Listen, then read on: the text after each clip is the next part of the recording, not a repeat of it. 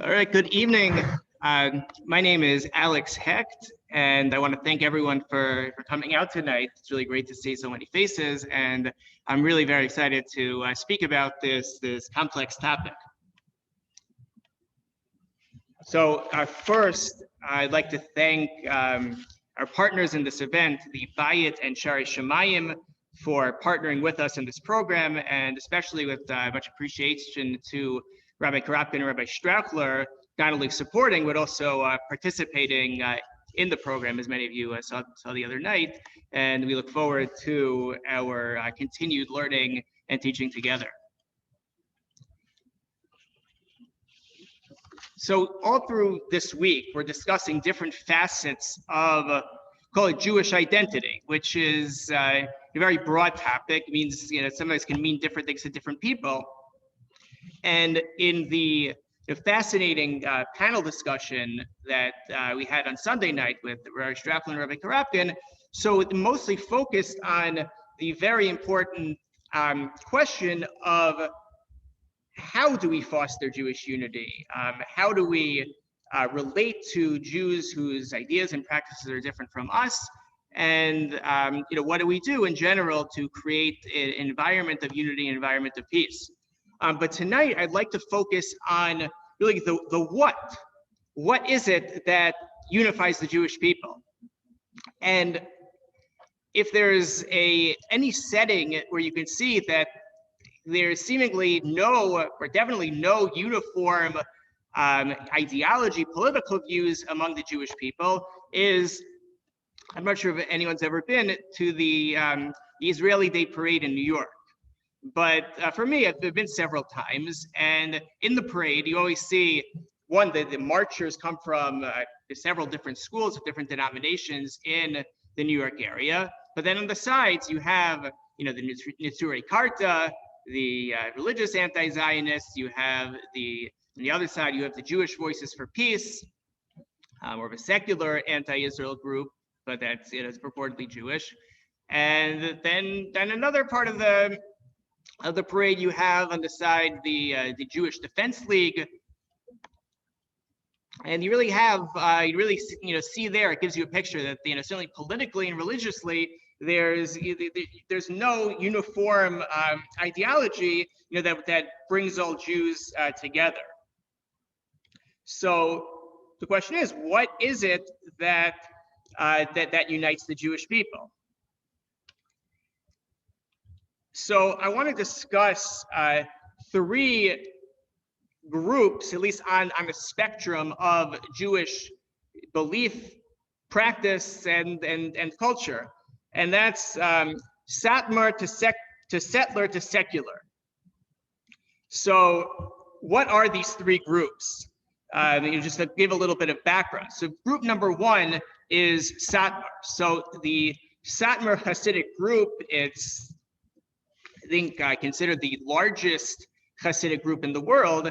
They originated in Hungary, and they established themselves in North America and in communities around the world, mainly by Rabbi Yoel Teitelbaum. He came first he was in Israel, but he came to the United States after the Second World War, and he really built up and reestablished the Hasidic community that he had in Europe.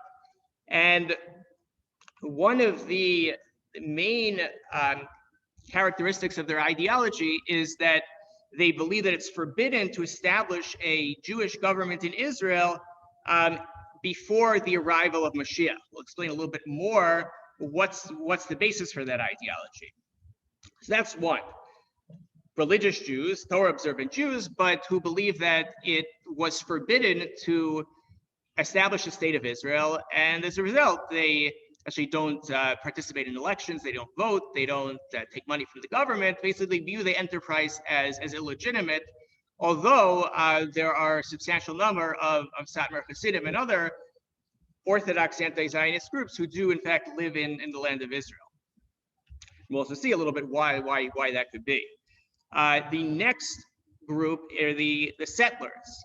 So we refer to settlers mainly have in mind the those who consider themselves the students of Avram Yitzhak Kook, the first Ashkenazi chief rabbi of Israel, but in particular were followers of his son, Tzvi Yehuda Kook, who after Israel's victory in the Six-Day War, understood, or even before that, they understood the establishment of the state of Israel as a step in the messianic process, in the process of final redemption. In particular, after the miraculous victories in the Six-Day War, so Tzvi Yehuda Kook and those who followed with his ideology felt that it was very important to settle in as much of the land of Israel as possible. And in general,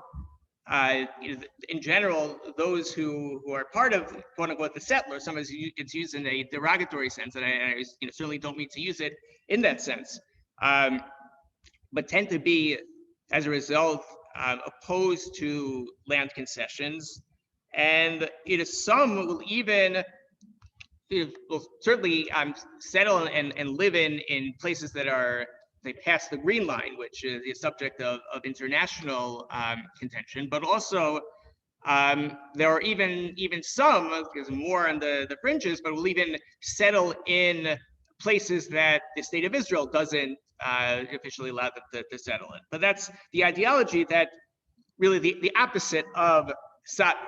Satmar says they're religious Jews, but they say that it's forbidden to establish a Jewish government in Israel before the coming of Mashiach. The settlers, the religious Zionists, say that it's not only is that forbidden, but it's a positive step in the messianic process in the final redemption to establish a Jewish government and a Jewish presence in the land of Israel. And then the third group is secular. So secular can refer to a very broad range of people and practices and ideas, and sometimes it means different things to different people. But what I have in mind when discussing secular is Jews for whom religion is not a major part of their Jewish identity. I'm not really going to touch upon non-Orthodox movements. We heard about that the other night, but just in general, Jews who do not define themselves and consequently generally don't practice according to religious Judaism and Jewish law. So, and obviously there are many more groups within Klal Yisrael, within the Jewish people, and I picked these three, one, because it made for a catchy title, and two, because there's stark ideological, cultural, and behavioral differences between these groups. So the shir will address these groups, but we'll also touch upon other groups as well. And also, just to define what we're speaking about with the Jew, I understand there may be others who will define it differently, but the definition and criteria that we're going to be working with is assuming that someone who's born to a Jewish mother or has undergone a halakhic conversion. So now to the survey. I'm not sure how many people here took the survey, but I was actually surprised that the amount of responses I got, which was there were 18 responses last I checked. There's about 17 more than I expected, because I admit I was the first one to take it. Just looked like someone did it. But it was actually, and I was pleasantly surprised, the responses were more diverse, both by the people who took it, how they identified within the Jewish community, but also the responses were definitely not monolithic, and even among those who shared the same self-definition or the same identification with the community, that there was definitely a variety of responses, and I found that very interesting. So I'll just share briefly, just go down the main results of the survey. So here is wow, we just got another 20 responses. And actually the last couple of responses kind of changed my theories about it. I haven't done an official study, but as far as who took, can everyone see the screen? So as far as who took the survey, so the majority identified as modern Orthodox, and I'm not surprised by that because that's that makes up a large part of the shuls that we're involved with. 20% was conservative, and 10% was I don't believe in labels. Is that percentage actually shrunk? At first, there was percentage-wise there were more, but that was basically the breakdown of it. So then when you go to the question, what's the strongest unifier of the Jewish people? So the majority said religion, and not so surprisingly, the majority of those who said religion generally identified as modern Orthodox. You had second to that history, common.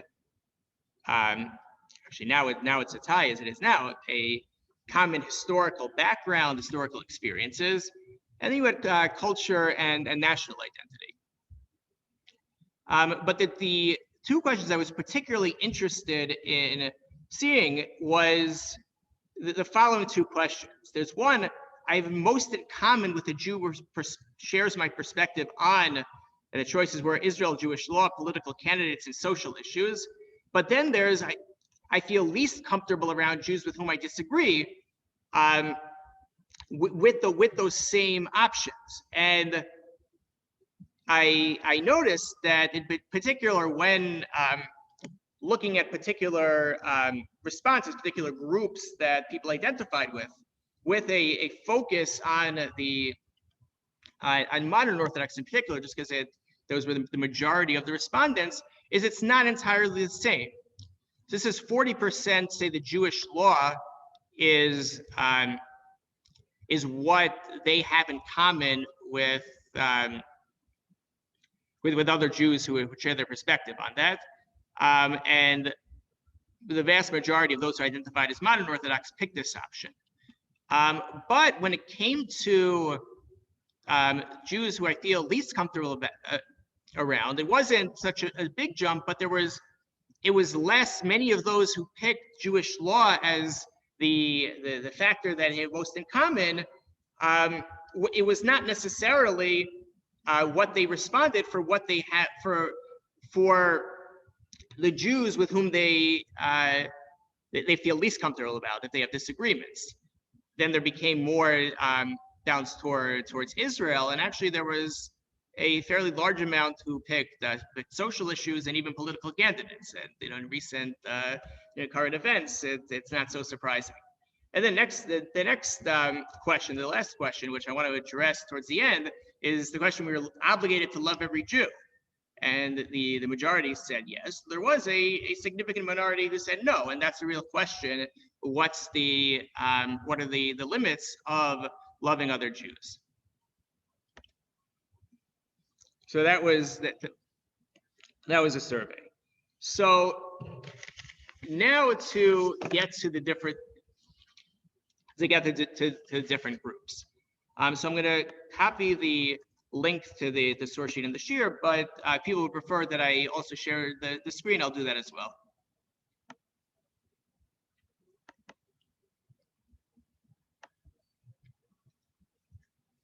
Okay, so now if we're discussing what unifies the Jewish people, so we're going to connect the different parts. We have Satmar to secular, and Satmar to settler, and then settler to secular. So first, going from Satmar to settler, and in many ways, although their views on the modern state of Israel are very different from a religious perspective, it was fairly simple to identify what these groups had in common. And what these groups have in common is a belief, and the foundation of everything they do, and the foundation of how they see everything is that they believe that the Torah was given from Hashem to the Jewish people, and they accept the Torah, they accept its laws, and for the most part have the same basic process and mechanisms for deciding Jewish law, for interpreting it. They have from the Torah, from the written Torah, from the oral Torah, meaning the Mishnah and the Talmud, and then all the way through the codes of the various Jewish law codes, including the Shulchan Aruch, the code of Jewish law, and probably I would even say 99% of issues, but if not, certainly 90% of different questions of Jewish law, the answers will be pretty similar. Or if they're different, they're not necessarily different based on their ideological differences. And and this commitment to observing the Torah and keeping its laws is found in the Torah's account of the giving of the Torah. The Torah says Hashem tells Moshe to tell the people that in source 1, you will be a kingdom of priests and a holy nation. And Moshe tells the people, it is Vainu kol ha'am yachdav v'yomer kol asher diber Hashem naseh. And the people said, whatever Hashem has said, we will do. And that's the basic commitment. The oftentimes said is naseh v'nishma, we'll do and we'll hear, is mentioned elsewhere. But that perspective that we believe that the Torah was given on Mount Sinai to the Jewish people, and we accept to follow its laws as it's written in the Torah and how it's interpreted throughout the generations by its halachic authorities. So at the core, I think it's pretty simple to identify what unifies, let's say, the Satmar and the secular. And I think that this factor that unifies them is very, very important and very fundamental. By the way, if anyone has anything to say or disagrees with anything that I'm saying, please feel free to respond. These are just my perspectives, though everyone will have their own perspective about this. So at any point, please feel free to share your perspective. So while I said that the factor that unifies, let's say, the Satmar and the secular is fairly straightforward and very, very fundamental, and on most questions of Jewish law, the differences in ideology won't necessarily impact the halakhic rulings, the legal rulings. Nevertheless, read several articles, and actually spoken about this with my colleague and chavrusa Nathaniel Klein as part of our Beit Midrash, and he said, and it's something that I think is as well established, that if you were to ask people in the religious Zionist community, we said settlers, but in the broader community that certainly believes in the establishment of the state of Israel, but believes that it has positive religious significance, many, and you were to ask them, do you feel closer to the Haredim, or not only Satmar, but call it the ultra-Orthodox, both groups who are the anti-Zionists, or some who are non-Zionists, but generally, with notable exceptions, but generally, don't go to the army and don't think that the state of Israel has at least religious significance. Do you feel closer or have more in common with them, with the Haredim, or with the Chilonim, with, we'll call it the secular Israelis who are non-halakhically observant? And apparently many, and then my chavrusa said that he would think that the vast majority, not all, but the vast majority will actually say that they feel closer with or have more in common with the secular Jew. And Tanel said that a large part of that is the issue around the army. One, the tension that inevitably exists with serving in the army, for those who serve in the army and those who don't, I was interested. I actually gave this a version of the shir twice about serving the army. It's it's a complex topic that certainly in practice is very heated. So there's the question of serving the army. One, because the sense of shared experience, shared obligation, and at least the feeling that others are shirking their obligation, but also just socially that it's common to ask, what did you do in the army? Just like you say, what university did you go to? What what yeshiva did you go to? The army is something that brings people together and is a point of common experience, and therefore many members of the broader religious Zionist community may say that they identify more with or have more in common with the secular community than with the Haredi community. So there's a comment in the chat that's surprising to me, right? No, see, that's comment says surprising to me, as I think their common belief in Torah observance would be more important than issues of army participation. So I'll tell you the truth, I would think so too. At the same time, I've never lived in Israel on a long-term basis. I haven't served in the army, so I can't usually speak to those experiences. But that would be the way that I feel, and that has been the that sentiment or that perspective has been expressed by major figures within the religious Zionist world, and I'll focus on two. One, Rav Aaron Lichtenstein, who is the founder of Yeshivat Har Etzion, and Shlomo Aviner, who is the Rosh Yeshiva of Yeshivat Ateret Kohanim in the Old City. And both of them speak very strongly, and I think it's very clear that it's in response to this this attitude that exists perhaps among their students, that without a doubt, the common belief in the divinity of the Torah and in the binding nature of halacha and in halachic practice is a much stronger, or should be a much stronger unifier than even other considerations like the army. And Rav Lichtenstein says in source number 2, says, when all is said and done, we should recognize and realize that what we share with the rightist community, really referring to the Haredi or quote-unquote ultra-Orthodox community, far outweighs whatever divides us. Although in the nature of things, the focus within the community is upon the divisive element. Sometimes have the feeling that with regard to perceiving that community, we're often somewhat remiss. And he quotes he says a religious professor in Jerusalem, I think he's referring to Professor David Weiss Halivni, who is a professor at the Jewish Theological Seminary, the Conservative Seminary, and then they established the Union for Traditional Judaism. And I think he said the following, that the people I can talk to, I can't daven with, and the people I daven with, I can't talk to.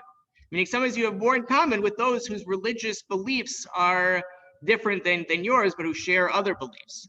But Rav Lichtenstein says that for B'nai Torah, of course, the shared universe of Talmudic discourse, of Havos, the Abaye and Rava, the disputes between the Talmudic sages, Abaye and Rava, serves as a great cementing force.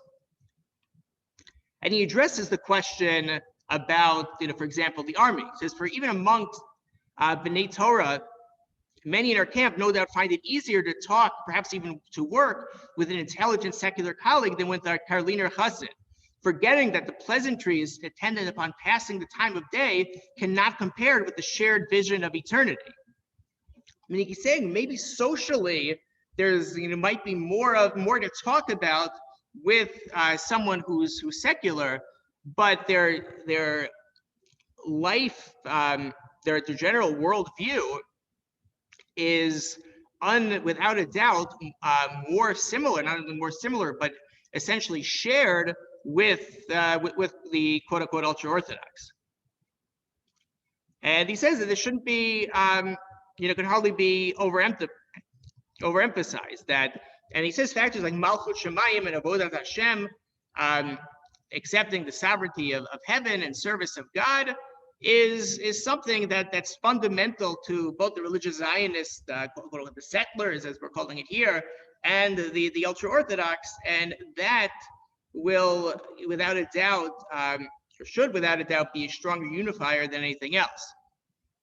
But he says, and I think this is important to recognize, important differences clearly do exist, and those relate to substance as well as to style, to strategy no less than to tactics, right? And then we saw one example of that is the perspective on the state of Israel. But he says that it's very clear, and he's clearly responding to the attitude that maybe religious Zionists have more in common with the Chilonim, the secular population of Israel, by their perspective on Zionism. But Rav Lichtenstein is saying the Zionism of the religious Zionist world is sourced in the belief of the divinity of the Torah and the fact that halacha, Jewish law, is binding. And that basic belief and foundation is something that's shared with the Haredim and is not shared with the Chilonim. So the next two sources, Rav Shlomo Aviner is one of the major figures in the religious Zionist world. As you could say, he's not a quote unquote settler per se. He lives in Jerusalem. I would have the yeshiva in the Arab quarter of the old city, and he was a student of Rav Tzvi Yehuda Kook, who believed in settling the entire land of Israel. And he had a post, I think it was written, it was a talk that he gave in the yeshiva. It's called "We Love Satmar Hasidim." And when this was posted a couple of years ago, this it was widely shared, because you have one of the major figures in the religious Zionist world making this powerful statement about a group that's perhaps the most anti-Zionist in the religious world. And I think at this point, just to give a background of the Satmar position, it's not exclusive to Satmar, but the premise of the position is a passage in the Talmud in Masechet Ketubot that describes three oaths that the Jewish people and one that the nations of the world took when the Jewish people went into exile. One oath there were two oaths that the Jewish people took. One was not to go up like a wall, not to emigrate to Israel en masse. Meaning individuals could, but something like a mass aliyah, seemingly according to that passage in the Talmud, would be problematic based on this oath. Oath number two is that the Jewish people not rebel against nations of the world. So not go and take parts of the land of Israel by force. And the oath number three, which was administered to the nations of the world, was not to oppress the Jewish people excessively. That I'm not sure historically if that worked out, if they kept their side of the bargain. And the Talmud says that if the Jewish people violate this oath, so they'll be harmed. But there's a question in general how this passage in the Talmud is meant to be understood. It's not quoted by any of the major halakhic authorities, going from the Rishonim, the early authorities, the Rush, the Rif. It's not quoted by the Rambam, the Shulchan Aruch. It's not really mentioned in any of the halakhic sources. The Satmar Rebbe, in his book Vayol Moshe, which we'll see part of it, has responses to that. It's not so simple, but that's the basis of the belief that the Jewish people are not allowed to establish a self-government in Israel until the coming of Mashiach. And the basic premise of that is that we were sent into exile, and until Hashem takes us out of exile, it's not our place to speed things up.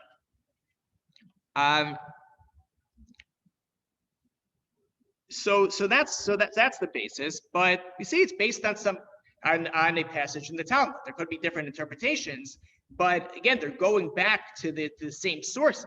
Just like religious Zionists would look to the Talmud if they wanted to determine a halakhic or even philosophical issue.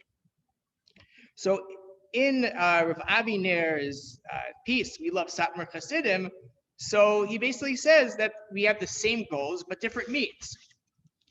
And he says, which I think is important to recognize. He says, we love Satmar Chasidim because our disagreement with them is about the means, not the goal.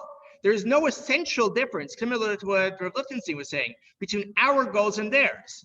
In the end, everyone wants the entire Jewish people to settle in Eretz Yisrael. Everyone wants there to be a Jewish state and a Jewish army. Everyone wants the state to be holy, and everyone wants the nation that dwells in Zion to be holy. The difference is only over the proper pathway, the proper means to achieve this end, and the proper time to do so. And actually, I skipped number 3, but he references this passage in the Talmud. But he says that the ideology of the Satmar Chasidim is not based on hatred of the land of Israel, but just the opposite. They love Israel so much they don't want its holiness to be damaged, and is therefore forbidden to return it before its proper time. Now keep in mind, Rav Avi Ner is the absolute opposite as far as perspective of the modern state of Israel. But what he's saying, and what Rav Lichtenstein said, is that fundamentally the quote-unquote settler and the Satmar share the same worldview. They believe in the divinity of the Torah, that Jewish law is binding. They accept basically the same process in determining it. Now, so let's look at some of the writings. I'm just going to check the chat. So I wrote, I can understand the position of Satmar, but cannot reconcile with the more extreme, like Neturei Karta, who advocate and join with the actual terrorists and call for the destruction of the state. Right, so there is a distinction between Satmar and Neturei Karta. Even within Neturei Karta, there was a group who went to Iran. I think there are about 4.5 people who live in Monsey, New York. So it's not a large group, but they're very vocal, and but I think it's very harmful to Jewish people. I would say that especially when we get to loving all Jews, that's going to be a major question. But if we were to understand the Satmar position, if they're basing it on this passage in the Talmud that says that the oaths are violated, the Jewish people will basically be free reign for the nations of the world, then Sinai is coming from the opposite perspective. And this is what the Satmar Rebbe believed, that it was not only forbidden to establish the state of Israel, but doing so put the Jews in harm's way. This really comes from, whether or not one disagrees, it comes from at least the objective of Biefeld was protecting the Jewish people. And as far as the question, let's say from the Satmar perspective, would they also say that, just like we said, we quoted 2 religious Zionist Gedolim, Torah scholars, who said that fundamentally they share the same worldview as the anti-Zionists. So what about from the other perspective? So I think we'll see in this passage from his book Vayoel Moshe, who is, I guess, magnum opus on why he felt it was forbidden to establish the modern state of Israel. So he says that basically, Zionism in the state of Israel was like the golden calf, which lured people into worshiping it.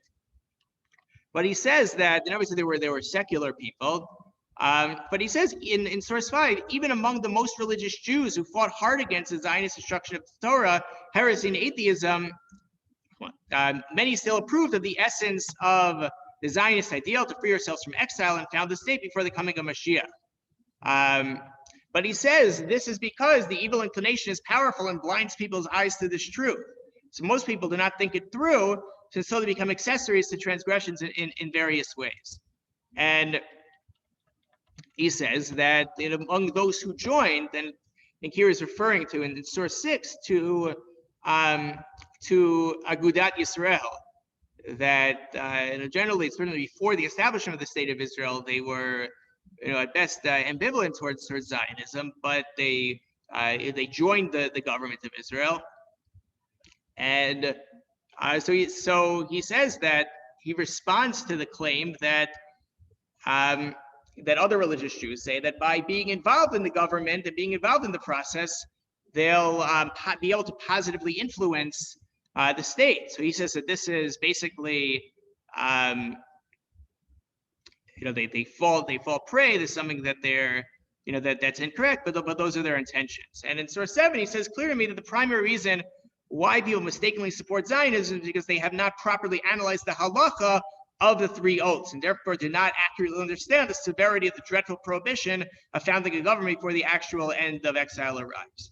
So I think what he's saying here is that other religious groups who supported to various extents the state of Israel share the same fundamental beliefs. He says that they were, lured by other considerations. He said he maintained that they were incorrect, but the assumption, I think, is that fundamentally they share the same beliefs. So I think we see in both directions there's a recognition that among all Torah observant Jews who believe in the divinity of the Torah, that fundamentally they share the same beliefs. That's really in the application that they differ. And again, as Rabbi Alex Hecht said, it's not the difference in application is not trivial. Meaning, it's not. I'm not trying to make light of that. They can be very, very, very significant. The point where, at a basic level, one isn't really reconcilable with the other, but still fundamentally they come from the same foundational beliefs, and for the most part the same halachic process. I'll just note that at least in the survey, I didn't get anyone who said they identified as Satmar. I will just note that I think there's a perception that maybe they don't view other Jews who don't share their ideology as Jewish, or don't have any regard for them. I'll just say it's several years ago, Fred Devine knew a family in the Williamsburg section of Brooklyn, New York, which is really the biggest enclave of Satmar Hasidim. And so I went there for Shabbos, and I don't look Satmar now. I think back at the time I looked less so. And it's very clear my friend and I were not part of the community. And I don't think I've ever received more Shabbos meal invitations on the street than anywhere else than I did on the Shabbos in Williamsburg. People would come up, they would say, do you have a meal, do you have a place to eat? Maybe it was they thought that because we looked different, maybe we didn't. But people were very very welcoming, and all around the world, the Satmar Hasidim established what we find in many hospitals. I think here there are in Toronto, there are in Satmar Hasidim. I think it's run by some of the other groups, but the Bikur Holim services that they actually was started by Viola Teitelbaum's wife, who herself would bring the food on the subway, and it's a major service they provide for everyone. And then not to minimize the differences, they're certainly significant, and not to minimize that can lead to tension and to some extent even hostility. At the same time, I think it's important to know that one, at least to understand where they're coming from, and to understand that I think that they would, I can't speak for every person, but at least from my experience, they would certainly view other Jews as Jews, and presumably other Torah observant Jews as at least sharing the same foundational beliefs. The question was, how do religious Zionists, Rabbanim like Rabbi Alex Hecht answer the issue of the 3 oaths? So that's a very, very big topic. But in short, there are a few responses. One, as mentioned, it's not quoted by in any of the real halachic sources, so it could be the category of agadah. The Gemara tells different stories, has ethical teachings, but we don't necessarily learn legal practice from there. It also was a perspective that was presented after the Balfour Declaration, that if the world gives its permission to go and establish a state, so then you're not rebelling against the nations of the world. Another perspective is maybe the nations of the world violated their end of the bargain. So there are definitely many responses. The responses I think are compelling, but at least that's the basic that's a basic premise of the belief. And it happens to be the belief in the that the three oaths actually are binding halachically was shared by others, including Rav Samson Raphael Hirsch, who is generally known as being more open to the secular world. He was he was several decades before really Zionism took off, but he felt that it would also be problematic to establish a state. But there's definitely a lot to discuss there.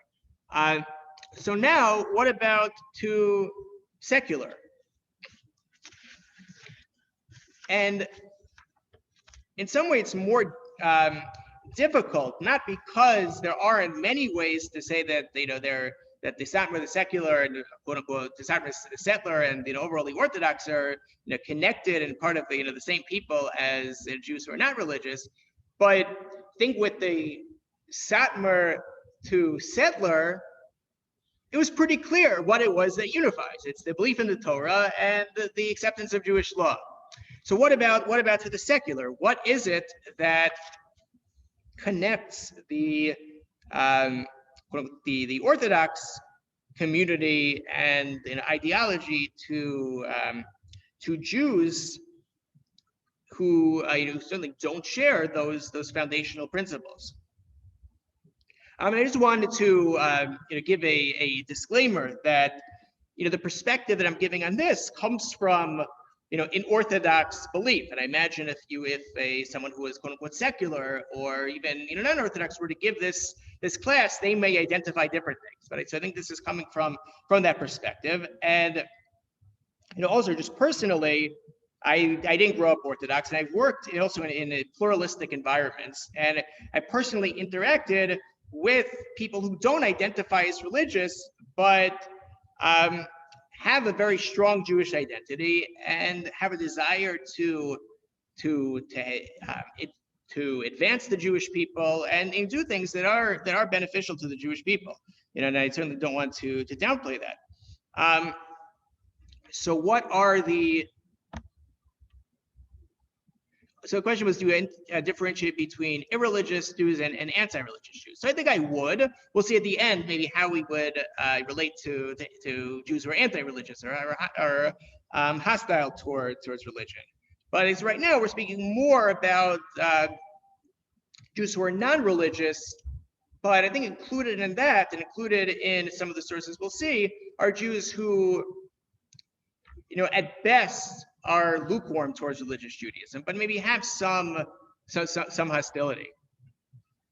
So there are a couple of, I think, characteristics that unify, say, the Jews who believe in the divinity of the Torah and observe halacha with those who don't. And one thing that links them is we're family, right? We all, and maybe if you're secular, you don't believe this, but if we're coming from an Orthodox, I'm personally coming from an Orthodox perspective, I believe that the Torah is true, that the events in the Torah are true. And what does the Torah say? The Torah says that, and we're a little bit short on time, so I won't read everything inside, but Hashem, we just read it a couple of weeks ago, tells Abraham that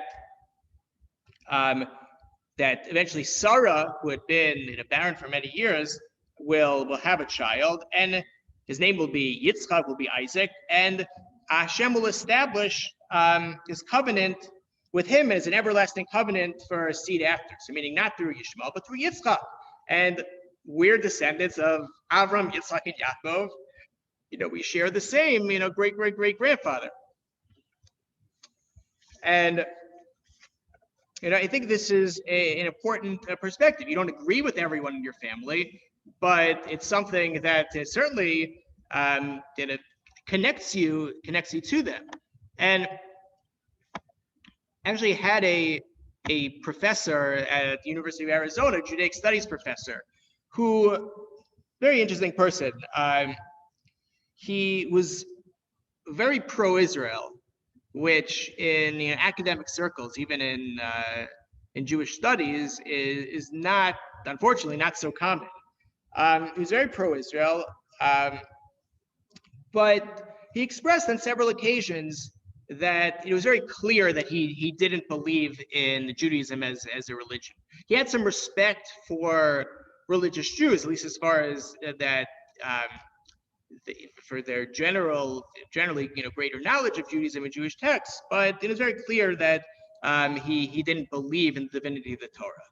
And one time after I graduated at the university, and we were pretty close. I think he liked me. I respected him. So on social media, there was a conversation going on, and he made a comment like, that we believe in Israel, but not because of some myth, or he made a comment that was a little bit denigrating in religious belief. So I asked him, you feel very strongly about Israel. Why? Why objectively do you think that the Jews have a right and a claim to the land of Israel? And he answered the following. He said, can I give you a completely objective answer? Probably not. But I can't give you a completely objective answer why I feel closer to my family, why I feel a kinship and solidarity with my relatives. But this is the perspective. The rest of the Jewish people are my family, and this is our common historical land that we lived in, and therefore he identifies with the rest of the Jewish people and believes that Israel should be our homeland. And I don't personally agree with that perspective, and I agree with the family part, but that I don't agree that that's it. But this way, from his perspective, it was it was a better answer than I expected. I thought it was compelling, and I thought it was very sincere.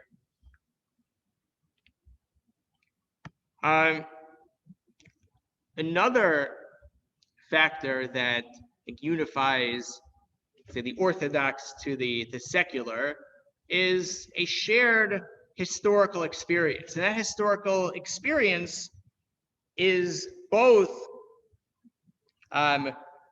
when the Jewish people have thrived and when they've been persecuted. Generally, if you look at different historical periods, generally they've been at the same time. That when the Jewish people have thrived or have lived in relative comfort, and all of the Jews have benefited. And certainly when they've been persecuted, no matter what their religious belief or even status within the community, all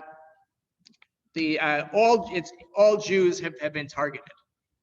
And see this when all the Jews were taken out of Egypt. Well, there weren't all of them, but nation was taken out of Egypt. And then there's also mentioned the prophecy that Bilam had, or the blessings that he gave. He says that in source number 10, he says it's a nation that will dwell alone.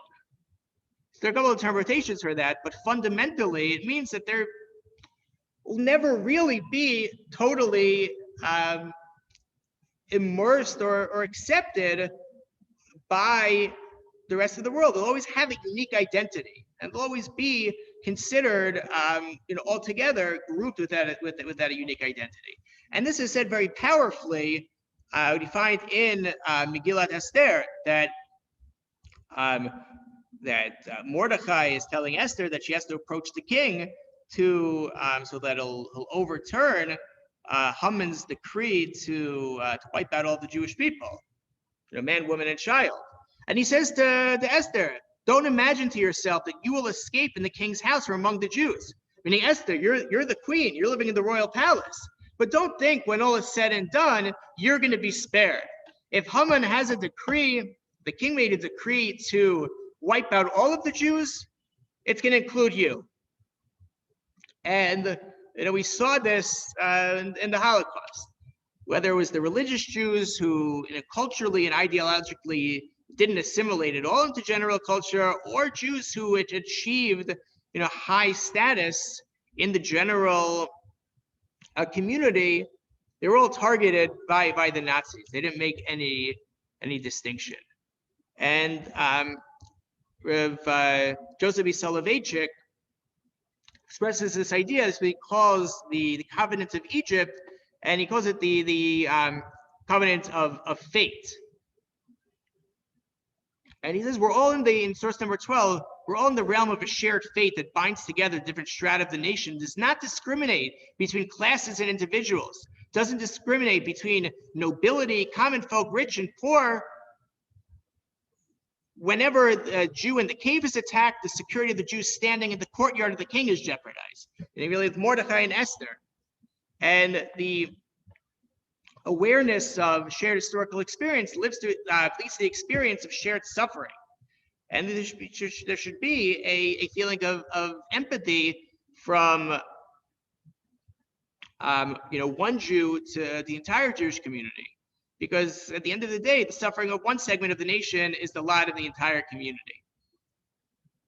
And actually, this address was given on Yom Ha'atzmaut, Israel Independence Day, and was really about the tension between secular Zionism and religious and Torah observant Judaism. And another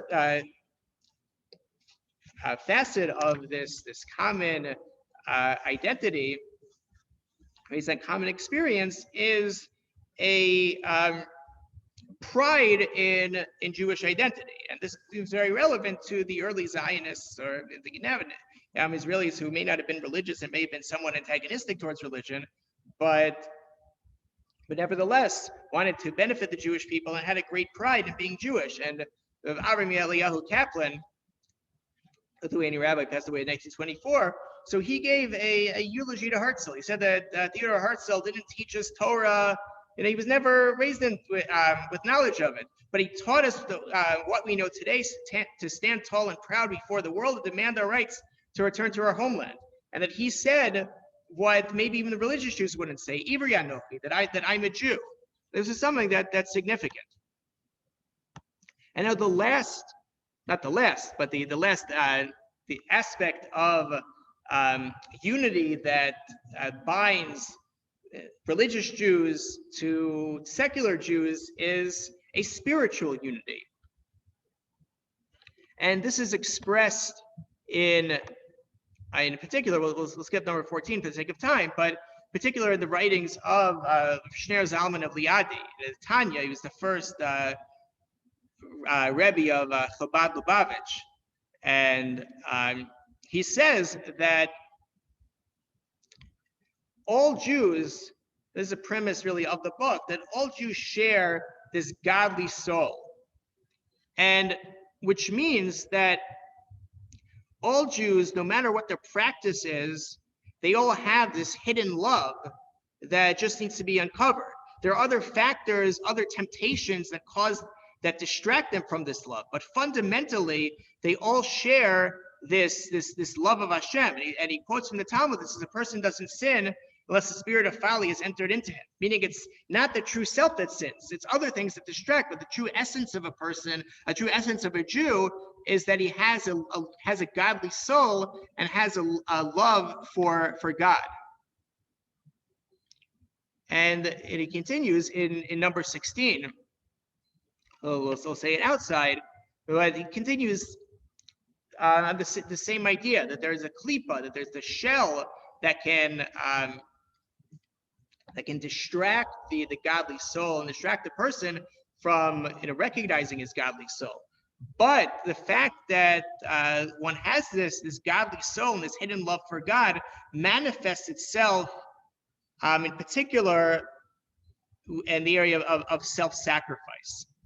And we see that we've seen this throughout history, that that when this divine soul and the hidden love is finally woken up, so a Jew will give his life to avoid accepting idolatry or even transgressing the Torah.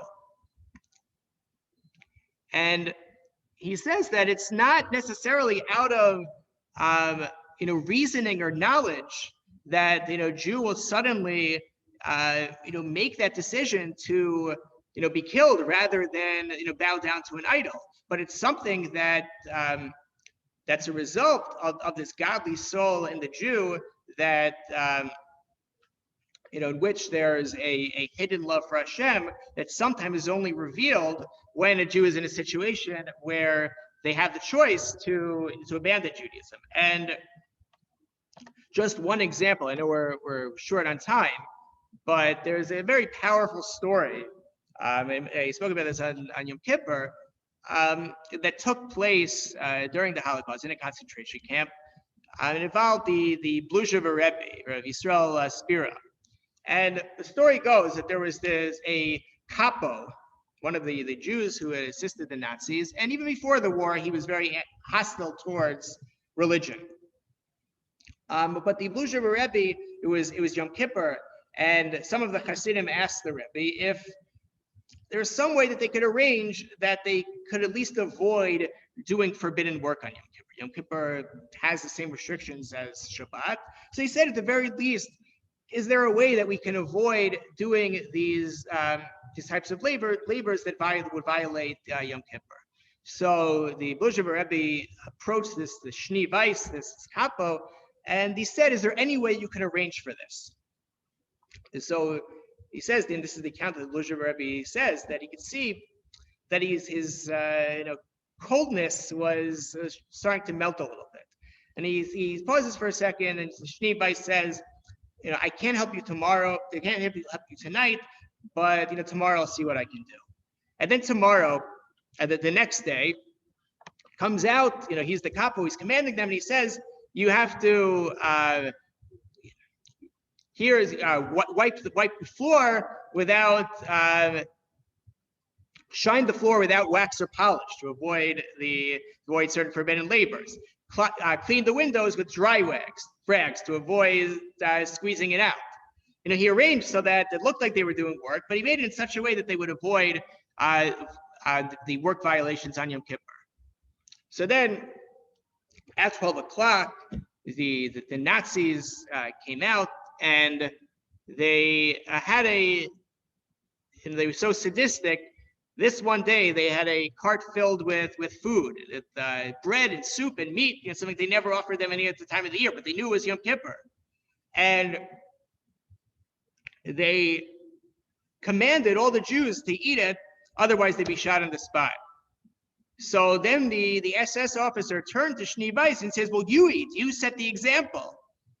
And Shni Weiss answered him, we Jews don't eat today. Today's Yom Kippur, our most holy day. And they said, this isn't a joke. You have to eat. And then again, he said, we Jews obey the law of our tradition. Today's Yom Kippur, day of fasting. And the German took out his revolver from his holster, pointed at Shni Weiss's temple. Shni Weiss remained calm. He stood still at attention, his head high. A shot pierced the room, and Shni Weiss fell. And just in that second, when he was faced with the option of publicly desecrating the Torah or being killed, in that split second, he made that something overcame him, and he went from someone who was in his whole life anti-religious to being a martyr, dying al kiddush Hashem. And based on this, the Blusheva remarked that I never really understood the statement in the Talmud that even the transgressors of Israel are full of good deeds. A pomegranate is filled with seeds. So he sees, and this is understandable in light of what we saw from the Tanya, that Shni Weiss has this godly soul, and it only needed this type of event, this type of temptation for it to be revealed. But it wasn't necessarily because of logic or philosophy. There was just something in him that inspired him to give his life for the sake of Hashem. So now the question, and we're a little bit over time, but it'll conclude very soon, is what about loving all Jews? The majority of those who responded to the survey said that the statement we should love all Jews is true. Some disagree, which I think is legitimate. So what's according to this perspective that there is a spiritual connection with all Jews, they share this godly soul and this inner desire to serve Hashem and the love of Hashem. So how's that manifested in practice? So he says that once you remove all of the other considerations that distract from this love of Hashem,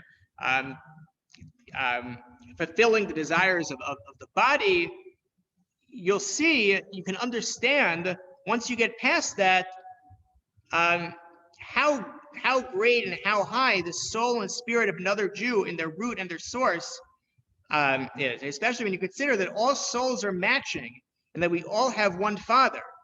Not only are we a physical family from Avraham Avinu, but we're a spiritual family. We're soul brothers, as they say. And this is why all Jews are called brothers, right? We're called Achim, because they literally, and he means this when he says literally our brothers at the root of their souls in God's oneness. This is something that connects and unifies all Jewish people. So we're a little bit over time, and there's much to discuss. But I think what emerges from this is a recognition, and we shouldn't pretend that we're all the same. We're not all the same, even within Jews who believe the Torah, but certainly in the broader Jewish community, we don't all share the same views religiously, politically, and those differences can be significant. And it doesn't mean that we have to accept all ideas and behavior. There are ideas even maybe shared among by other Torah observant Jews that we find objectionable, that we completely disagree with.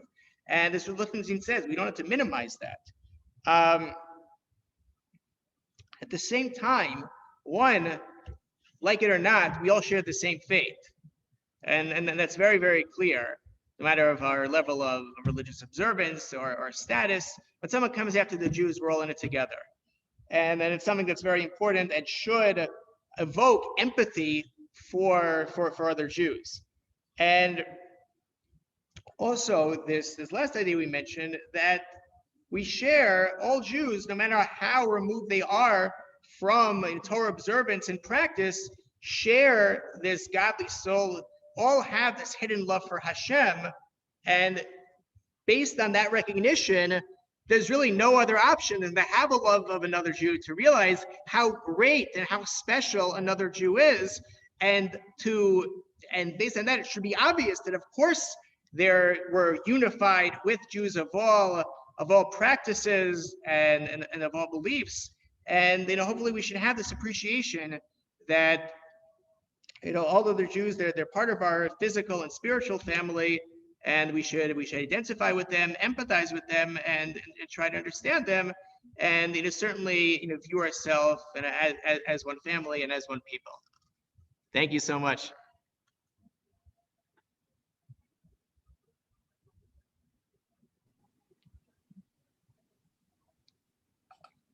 Thank you, Yasher Koach.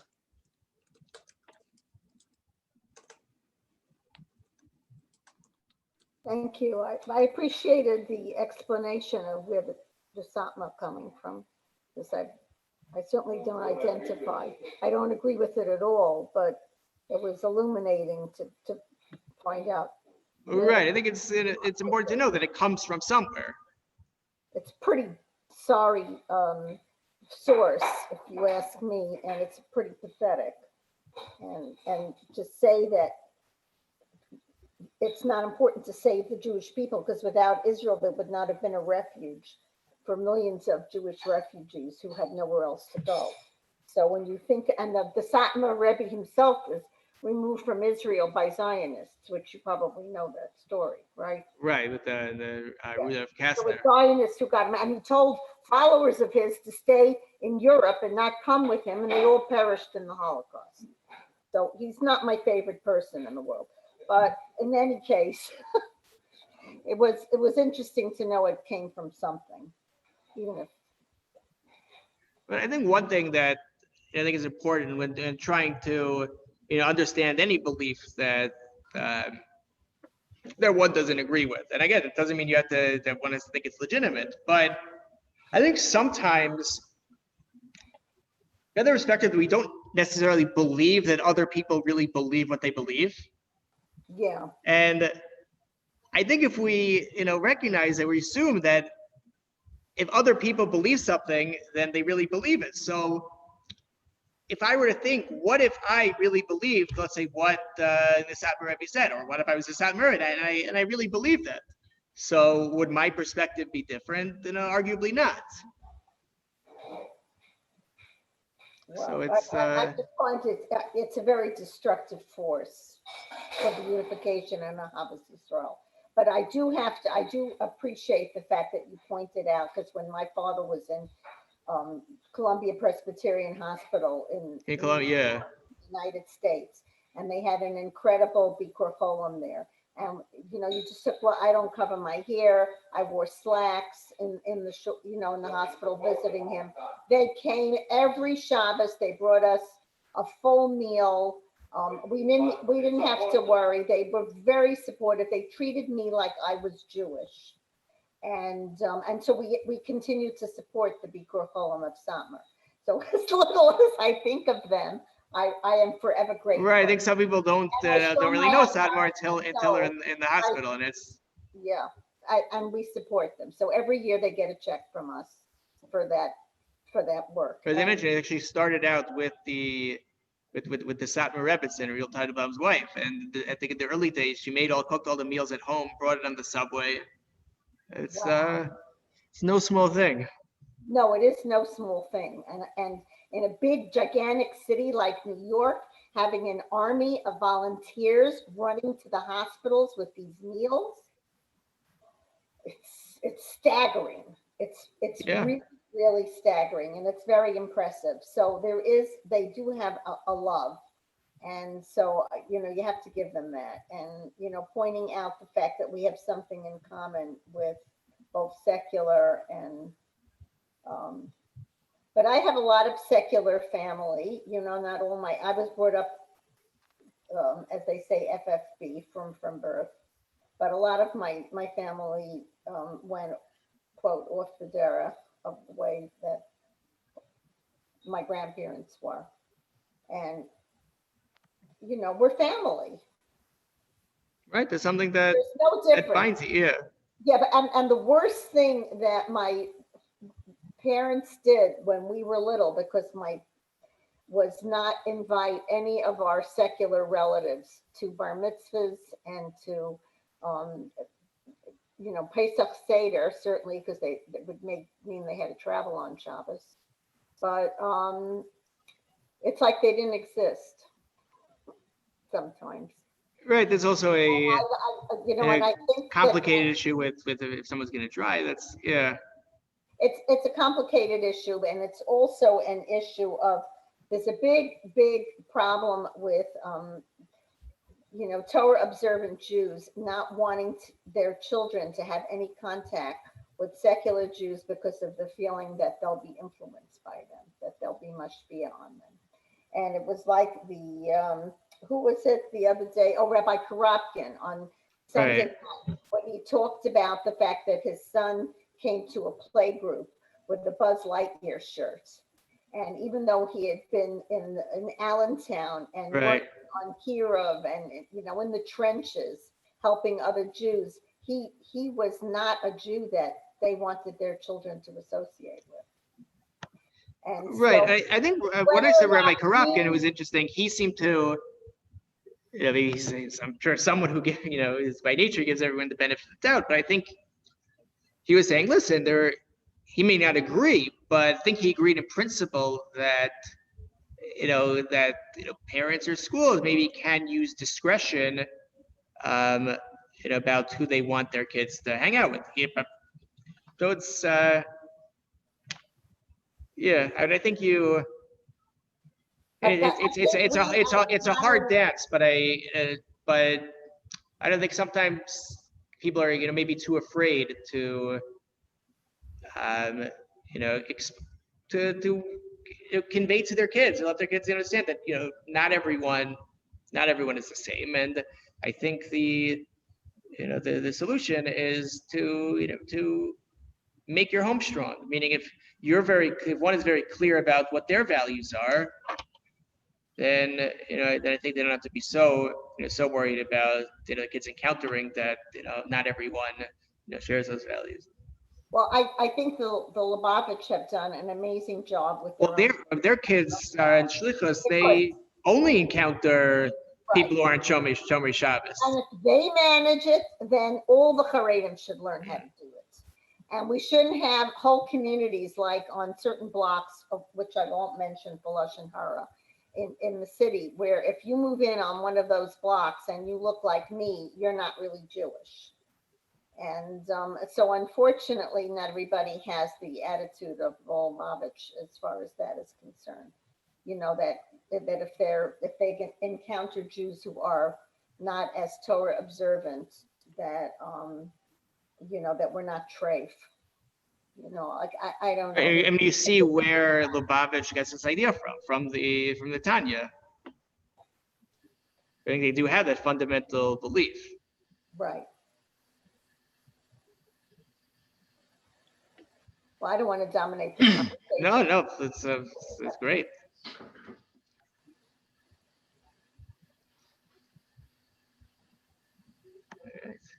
Well, thank you everyone so much for coming. I can totally stay on.